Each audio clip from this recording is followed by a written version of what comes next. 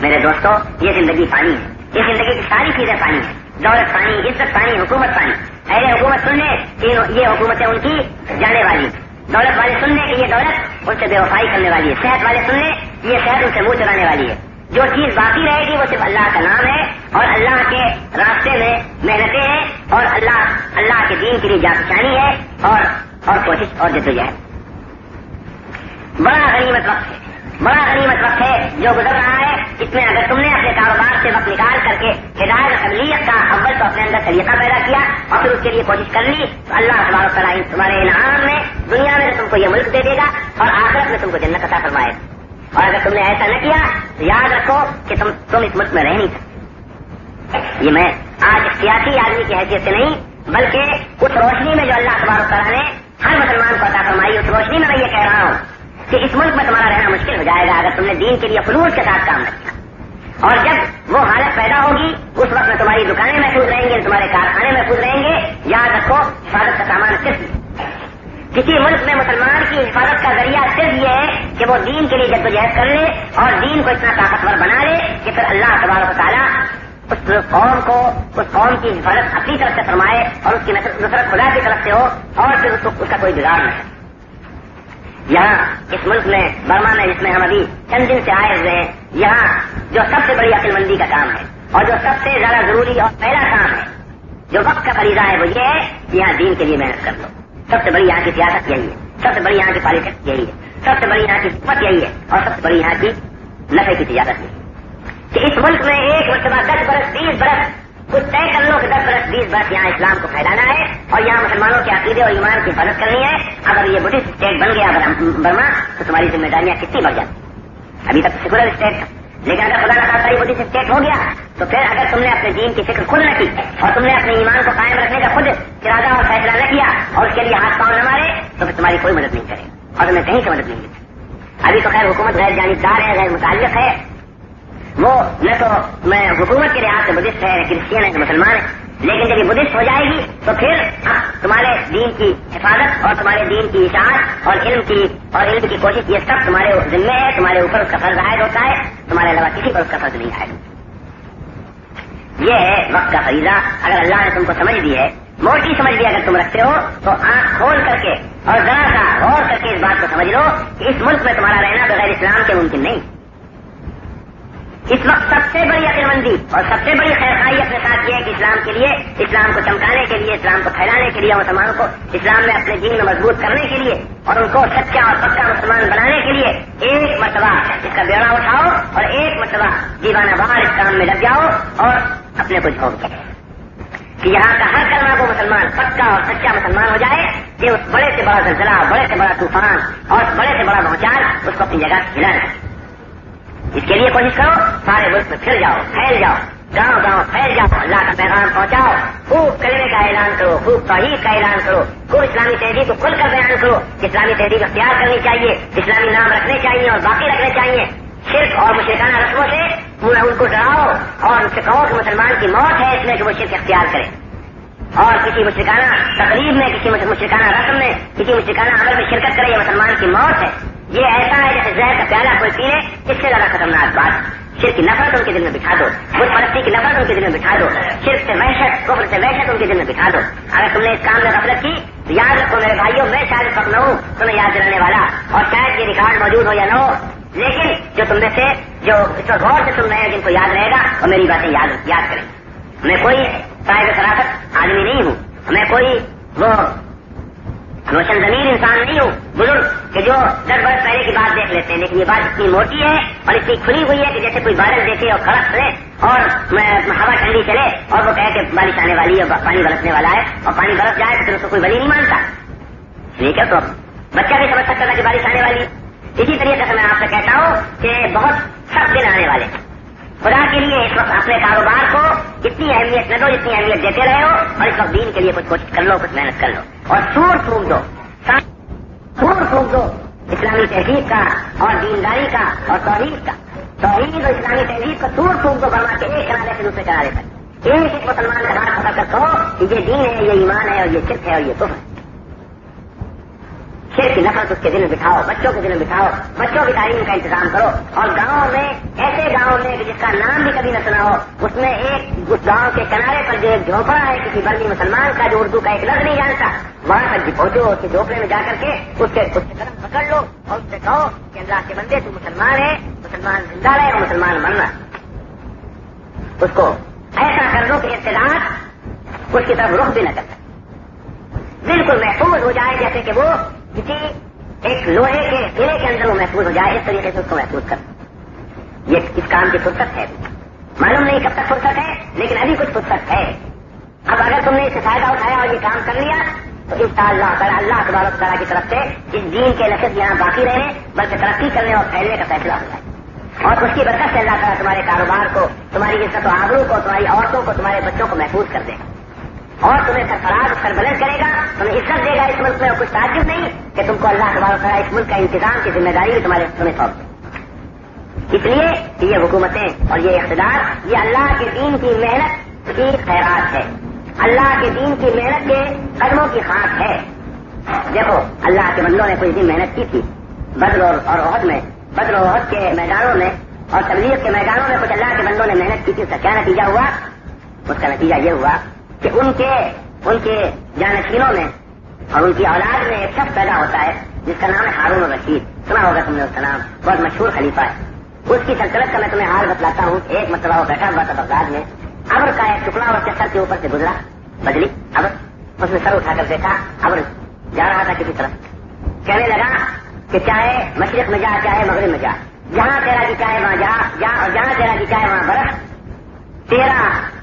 تیرے برسنے کا جو نتیجہ ہے، تیری محنت کا جو نتیجہ ہے، یعنی کھیتی دانا وہ تو میرے قدموں میں نہیں آئے. ہم تیری ہے تو کھیتی بس یقینی خراج. یہ لفظ ہے جو اس کی زبان سے نکلے، کتنے بڑے لفظ. جہاں تیرے دین آئے وہاں جا کر برس جا. میں تجھ سے کچھ نہیں کہتا کہ بغدادی میں برس، جہاں تک تیری پہنچ ہے وہاں تک چلا جاؤ وہاں برس، لیکن تیرے برسنے سے جو کھیتی پیدا ہوگی وہ یہی آئے. یہ اللہ کے دین کے لیے محنت کر لینے کی ایک بہت ہی معمولی، بہت ہی حقیر اس کا فائدہ اور اس کا پھل ہے. حقیقی فائدہ نہیں، حقیقی فائدہ تو وہی ملے گا جا کر. لیکن خیرات کے طور پر یوں سمجھیے کہ جیسے کھیتی کی جاتی ہے، زمین جوتی جاتی ہے، کھیتی کی جاتی ہے گیہوں کے لیے، لیکن کچھ گھاس اگاتی ہے، وہ گھاس گھوڑے اور جانوروں کے کام آتی. ایسے ہی یہ گھاس اگائی تھی حکومتیں جو تھیں، میں رحمت اللہ کو نہیں کہتا، یہ بنی امیہ اور بنی عباس کی جو حکومتیں تھیں اور جو ان کی فتوحات تھیں ساری دنیا میں، جو ان کا ایک ڈنکا بج رہا تھا، یہ اس کھیتی کی گھاس تھی. گھاس کے لیے کوئی دنیا میں کھیتی نہیں کرتا، لیکن گھاس ہوتی ہے اس کو جلاتا بھی نہیں، مویشی کے کام آتی. اسی طریقے سے محنت تو کی تھی نظرات میں ہدایت کے لیے، اور گھاس پیدا ہو گئی کہ خط و خاکار کے طور پر پیدا ہو گئی حکومتیں. یہ ابھی حیثیت ہے حکومتوں.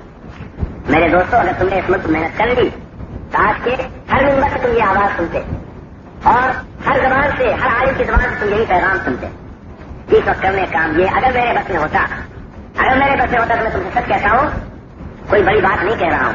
اگر میرے بس میں ہوتا تو میں چند مہینوں کے لیے نہیں 2-4 سال کے لیے ساری دکانوں سے تالا لگا دیتا اور مہر لگا دیتا، سیل کر دیتا اور سارے کارخانوں اور ملوں کو بند کر دیتا اور سارے آدمیوں کو مکانوں سے نکال کر کہتا کہ نہیں، کام یہ سب صرف یہ ہے کہ ہدایت کے لیے، تبلیغ کے لیے پھیل جاؤ ملک کے پروانوں.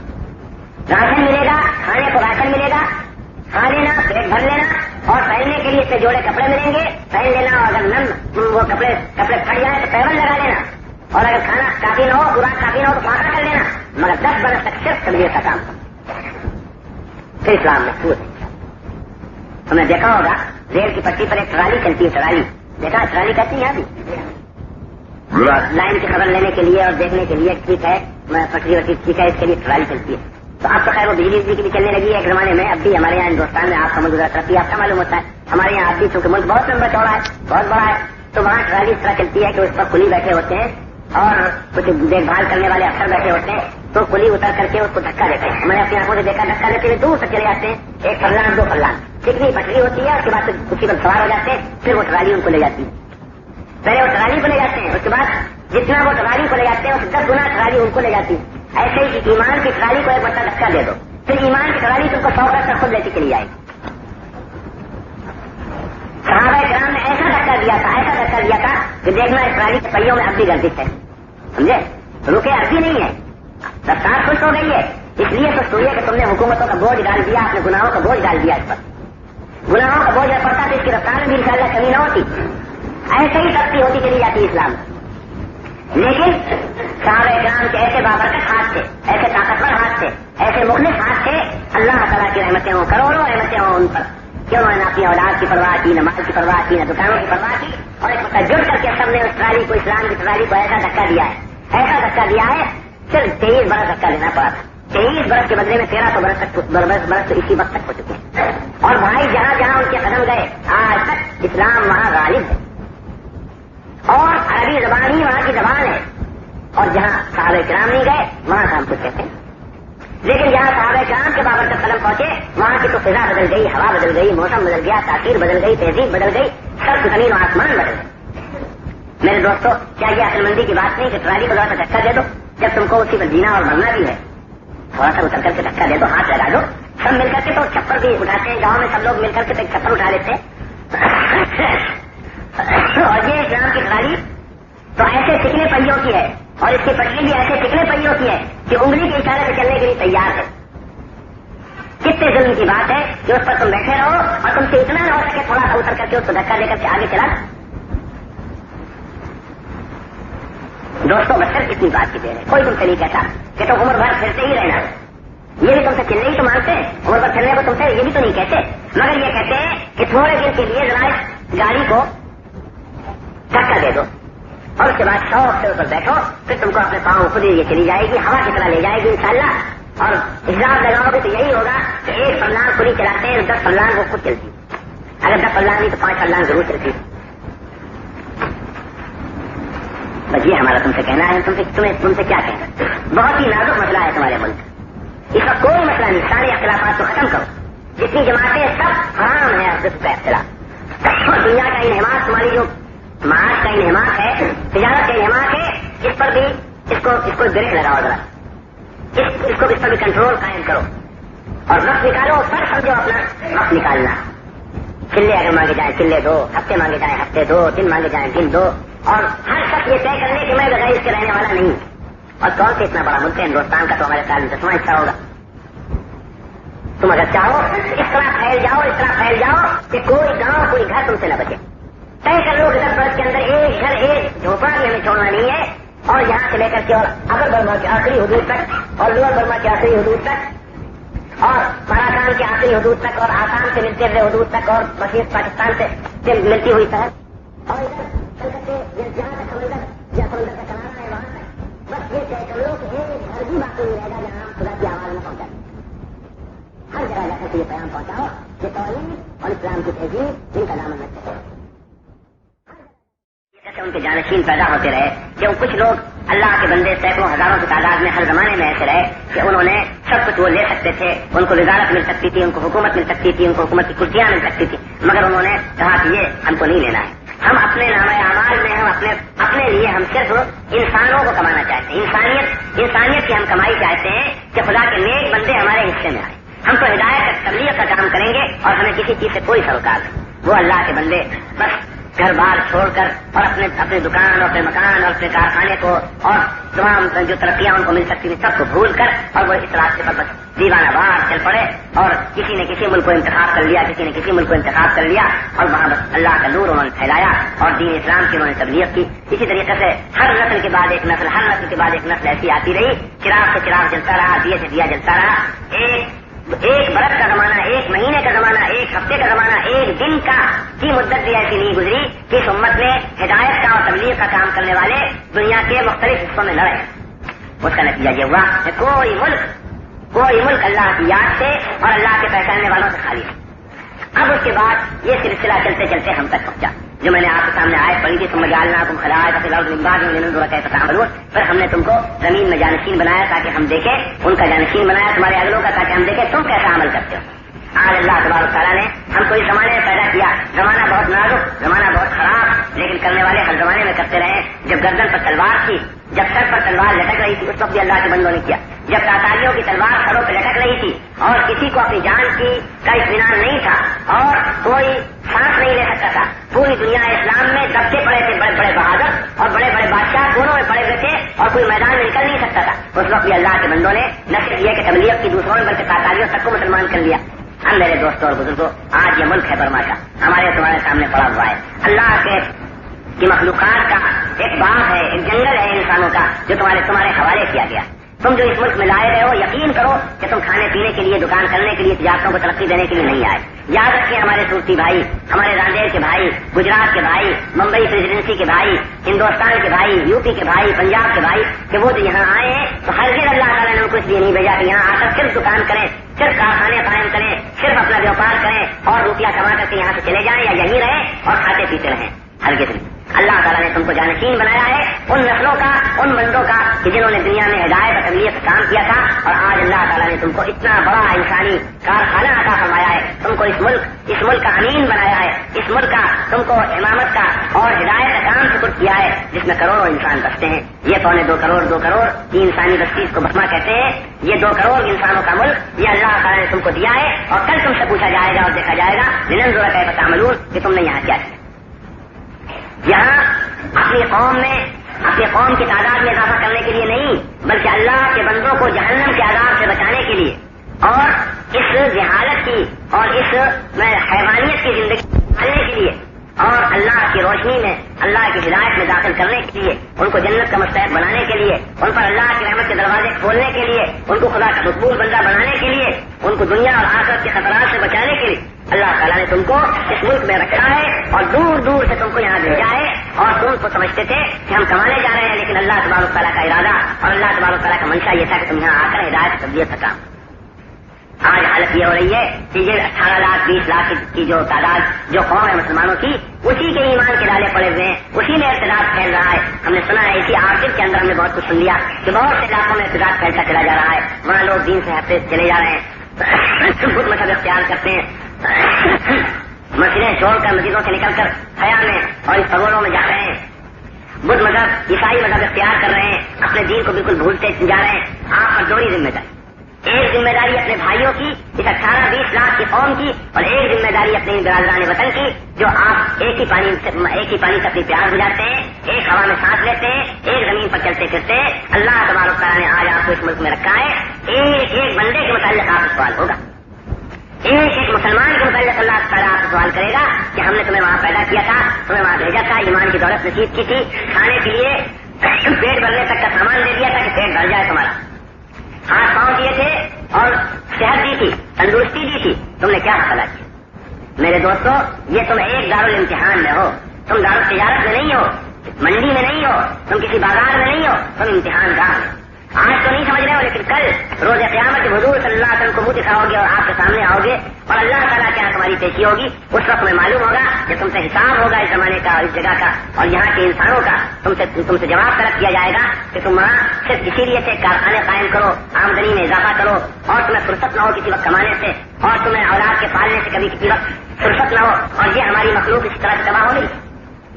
تم تو اس لیے آئے تھے تاکہ اس قوم میں تمہاری کوششوں اور محنتوں سے اولیاء اللہ پیدا ہوں، بڑے بڑے عارف اور امام پیدا ہوں، بڑے بڑے محقق اور مجتہد پیدا ہوں. تم اس لیے آئے تھے کہ جو خدا کا نام نہیں جانتے وہ خدا کے آستانے پر ان کے سر جھکیں اور ان کے دل اللہ کی یاد سے اور اللہ کی معرفت سے روشن ہوں، اور ان کے دماغ ان علوم سے انبیاء علیہ السلام کی لائق علوم سے منور ہو. تم اس لیے یہاں آئے تھے کہ ان غریبوں کو جہنم کی آگ سے بچا کر جنت کی بہاروں اور جنت کی رونقوں کا اور جنت کی نعمتوں کا مستحق بناؤ. تم ان سے فائدہ اٹھانے لگے بجائے اس کے کہ ان کو ان کی جان کو بچاؤ اور ان کی جھولی بھرو. تم ان کی جھولی سے اپنے جیب میں اپنی جھولی میں ڈالنے لگے. تم نے ان کو گاہک بنا لیا، حالانکہ تم ان کے مبلغ اور ان کے استاد بنا کر بھیجے گئے. جو شخص استاد بنا کر کے بھیجا گیا، مدرسے میں رکھا گیا کہ وہ پڑھائے، مدرس ہے، وہ اپنے طالبوں کو گاہک سمجھ لے اور کہے کہ ہمارے لیے کیا لائے ہو، کیا ہمیں دیتے ہو، اور ہمیشہ اس کی نظر ان کی جیبوں پر رہے کہ ان کی جیبوں میں کیا ہے کہ ہم نکال لیں، ان کے ماں باپ کی جیب میں کیا ہے کہ ہم نکال لیں. کتنی پستی ہے انسانیت کی اور کتنی تذلیل ہے علم. تم یہاں ان کو گاہک سمجھنے کے لیے نہیں آئے تھے، تم ان کو دینے کے لیے آئے. تم ان کو ہدایت کا تحفہ دینے کے لیے اور نبوت کے علوم عطا کرنے کے لیے اور اللہ کا راستہ بتانے کے لیے اور ان پر اللہ کے رحمت کے دروازے کھلوانے کے لیے تم یہاں آئے. تو اپنے دھندوں میں پڑ گئے، تجارت میں پڑ گئے، کاشتکاری میں پڑ گئے. تمہیں تجارت سے فرصت نہیں، دکان سے فرصت نہیں، اپنے مکانوں اور کوٹھیوں کے بنانے سے فرصت نہیں، اپنے کاروبار کو بڑھانے سے فرصت نہیں. اللہ نے تم کو اس لیے تو نہیں پیدا کیا، اس لیے تو نہیں بھیجا. اس سے بڑی کوئی کمائی ہو سکتی ہے میرے دوستوں؟ सच बताओ, एक घोड़ा अगर तुमको मिल जाए तुम कितना खुश होते हो, एक मोटर तुमको मिल जाए कितना खुश होते हो, हालांकि टूट फूट जाएगी, पुरानी हो जाएगी, बेकार हो जाएगी। इंसान जिसको मिले, और एक इंसान नहीं हजारों आदमी जिसको मिले और जिसके नाम अमाल में लिखे जाएं, उनकी सारी नेकियां, उनकी सारी इबादतें लिखी जाएं, उनसे बढ़कर खुश नसीब कौन होता है? हजरत ख्वाजा मोइनुद्दीन चिश्ती रहमतुल्लाह अलैह की तिजारत कामयाब रही कि उस जमाने का जो सबसे बड़ा साहूकार था, चाहे मुसलमान रहा हो, वो अपनी तिजारत में ज्यादा कामयाब रहा। सबसे बताओ इंसान, अजमेर में कितने मुसलमान दुकानदार रहे होंगे, हिंदू दुकानदार रहे होंगे, अजमेर में सही दिल्ली में रहे होंगे, रजनी और काबुल में रहे होंगे, बगदाद और काहिरा में रहे होंगे। वो अपनी तिजारत में कामयाब रहे कि ख्वाजा मोइनुद्दीन चिश्ती रहमतुल्लाह अलैह, जिनके नाम अमाल में करोड़ों मुसलमान लिखे हुए हैं और उनके नाम अमाल में सब नमाजें लिखी हुई हैं, सब तस्बीहें लिखी हुई हैं और औलिया अल्लाह की विलायत लिखी हुई है, जो उनके बाद उनकी मेहनतों के नतीजे में पैदा हुए, उनकी तबलीग के नतीजे में जो औलिया अल्लाह पैदा हुए, उनकी सारी विलायत, उनकी सारी मारिफत, उनकी सारी इबादत, उनका सारा जिक्र, उनकी तस्बीह, उनके रातों का उठना, उनका दिन को रोजा रखना, उनका कुरान शरीफ का पढ़ना, उनका सदका खैरात करना, उनका शहर के वक्त उठ करके अपने मुंह को आंसुओं से धोना और आंसू बहाना, ये सब ख्वाजा मोइनुद्दीन अजमेरी रहमतुल्लाह अलैह के हिस्से में है, उनके नाम अमाल में लिखा जा रहा है। बताओ कोई इससे बढ़कर कामयाब और इससे बढ़कर नफे की तिजारत है? कोई बता सकते हो? अल्लाह के बंदो, मुसलमानों, तुमको इस मुल्क में रखा गया, तुम्हारी दोहरी जिम्मेदारी। जो शख्स यहाँ खुदा न खास्ता जो बदकिस्मत यहाँ मुर्तद होगा, उसका सवाल पूरी कौम से और वहाँ हरगिज़ ये काम नहीं आएगा कि हमने मस्जिद बनाई। याद रखो, मस्जिद बनाना बड़े सवाल का काम है, मगर एक मुसलमान भी अगर मुर्तद हो गया इस मुल्क में और एक मुसलमान का भी अगर अकीदा खराब हो गया और उसका दीन और ईमान उसका जाता रहा, तो उसका सवाल आपसे होगा कि हरगिज़ ये बात काम न आएगी कि हम इससे दीनी कामों में हिस्सा लेते थे और हम इतनी नमाजें पढ़ते थे और हम फला महफिलें करते थे और फला हम जलसे करते थे और इस्लाम के फला रस्में अदा करते थे। हरगिज़ ये जवाब नहीं सुना जाएगा, पूरी कौम से इसका सवाल होगा। और इसी तरीके से ये जो गैर मुस्लिमों की इतनी बड़ी कौम आपके चारों तरफ रहती है, इसका सवाल भी अगर अल्लाह आपसे करे तो कुछ भाई, हमने तुमको मौका दिया था, तुम इन सबको मुसलमान कर सकते थे। एक आदमी एक मुल्क में चला जाता था और मुल्क को मुसलमान कर लिया करता। हज़रत सैयद अली हमदानी रहमतुल्लाह अलैह ने मुल्क कश्मीर के 3 दौरे किए। एक मरतबा आए और एक जगह ठहर करके एक शहर में ठहर कर चले गए, दूसरी मरतबा आए गांव का दौरा किया, शहर का, तीसरी मरतबा आए घर का दौरा किया। नतीजा ये हुआ आज इस जमाने में भी 90% कश्मीर में मुसलमानों की तादाद है। एक शख्स सैयद अली हमदानी रहमतुल्लाह अलैह की करामत है, उनकी मेहनत है कि सारा का सारा मुल्क मुसलमान होंगे। और आप में इतने बहुत से उलमा हैं, इतने बहुत से मदरसे हैं, ऐसे बड़े बड़े पढ़े लिखे लोग हैं और इतने दौलत वाले लोग हैं, लेकिन जो तादाद 10 बरस पहले थी वही तादाद आज गैर मुस्लिमों की है और बज़ाहिर मालूम होता है कि शादी से बढ़े और मुसलमानों की तादाद खुदा न खास्ता घट जाए। मैंने जो आयत आपके सामने पढ़ी कि वो लदी जालनाकुम खलाइफ़ फिल अर्ज़ मिन बादि मिन अंज़ुर कैफ़ तअमलून, ये पूरी तारीख मिन बादि मिन अंज़ुर कैफ़ तअमलून, ये पूरी तारीख हमारे सामने इस्लाम की खुली हुई है। हर नस्ल में अल्लाह के बंदे ऐसे थे कि उन्होंने दुनिया में हिदायत और तरबियत का काम किया। अब अल्लाह तआला फरमाता है कि हमने तुमको उनका जानशीन बनाया है, अब उनकी जगह पर तुम हो, हम देखते हैं कि तुम क्या करते हो, तुम क्या करके दिखाते हो। हमारे इस्लाम ने ये करके दिखाया कि 18 लाख मुसलमान इस मुल्क में इस दूर सादा मकाम पर हैं। अब हम देखते हैं कि 18 लाख मुसलमान क्या करते हैं। 18 आदमी आए होंगे शुरू में कि उनकी मेहनतों का नतीजा और उनके खलूस का नतीजा ये कि आज 18 लाख मुसलमान 20 लाख मुसलमान हैं। अब ये 20 लाख मुसलमान क्या करते हैं? क्या इन 20 लाख मुसलमानों में चंद 100 भी ऐसे नहीं है कि जिनकी वजह से चंद हजार मुसलमान हो जाए और चंद लाख इंसानों का ईमान महफूज रह जाए? दोस्तों, ये है मेहनत का मैदान। वफ़ी ज़ालिका फ़ल्यतनाफ़सिल मुतनाफ़िसून। इस मैदान में एक दूसरे से आगे बढ़ने की कोशिश करनी चाहिए। तिजारत में अगर तुम एक दूसरे से आगे बढ़ गए, अपने भाई से आगे बढ़ गए, क्या तीर मारा तुमने?